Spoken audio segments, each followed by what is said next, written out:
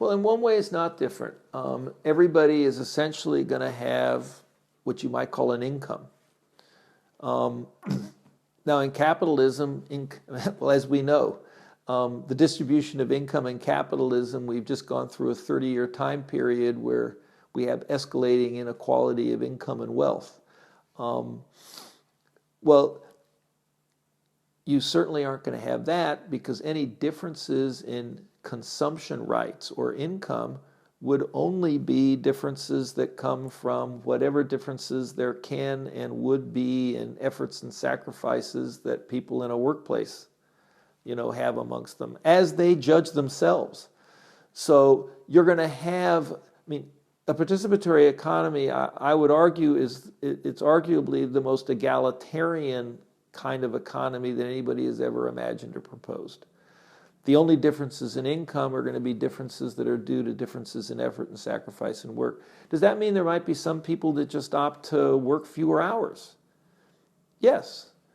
So if somebody said, well, I really only want to work half-time, and somebody else said, I want to work full-time, yes, then you could have a difference in income that's 2 to 1.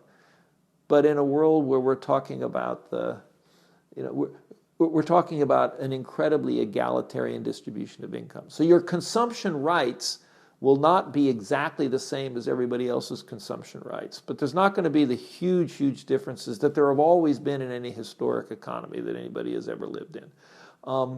But essentially, in a participatory economy, you have a right to consume goods and services in accord with your income. So when you go ahead and say, this is what I want to consume, as long as the cost to society of providing you with those goods is covered by your effort or sacrifice rating, then you have a perfect right to it. The major place, and in that sense it's very similar, that people are free to consume whatever the hell they want within their income. Their income is different. That's what's different. The other major difference is how it is that what economists call public goods are consumed. One of the serious problems with the market economy is it's much easier to express your preferences for private consumption than it is to express preferences for collective consumption or public consumption. And one of the great sort of problems with the market economy is the system favors private consumption over public consumption in a way that's demonstrably inefficient. So we end up with what I would say are a lot of individual trinkets that are of diminishing benefit, and we end up with a tremendous lack of sort of public good social services that are of great benefit in market economies because of the perverse incentives that market economies have with respect to public goods. Because neighborhood consumption councils, they're asking for the neighborhood consumption council at the same time as it's asking for individual consumption for people in the neighborhood, at the same time it's asking for local level public goods, what economists would call local. And so it's just as easy to express your preferences for those things as it is for, so for instance, it's just as easy to say, our neighborhood wants new swings for the neighborhood park as it is for an individual to say, oh, I want a swing in the backyard for my kid. And it's much more efficient, and in many ways it's much more desirable to have more swings in a park where the kids are, where all the kids in the neighborhood go together than have an individual swing set in everybody's backyard. So why do we have all these swings? Because it's so much easier in a market system to go out and buy the swing set for the backyard. Well, I didn't talk about them before, but in the planning process, it's not just that neighborhood consumption councils put in proposals, where they put in proposals for individual items for residents and also for the neighborhood public goods.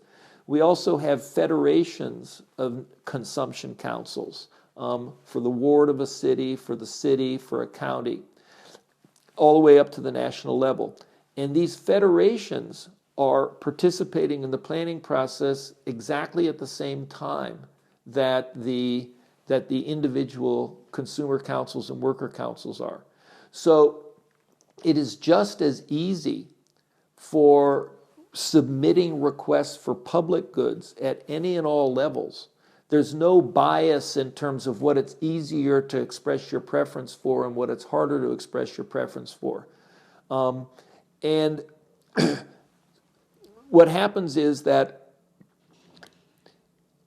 and so the entire process of how it is that we get not individual consumption but public consumption is completely different than it is in a market economy. And it's done on purpose because we've diagnosed one of the great liabilities of a market economy is its perverse incentive to bias, to make it more difficult for people to express true desires according to how much they feel they would benefit from public consumption.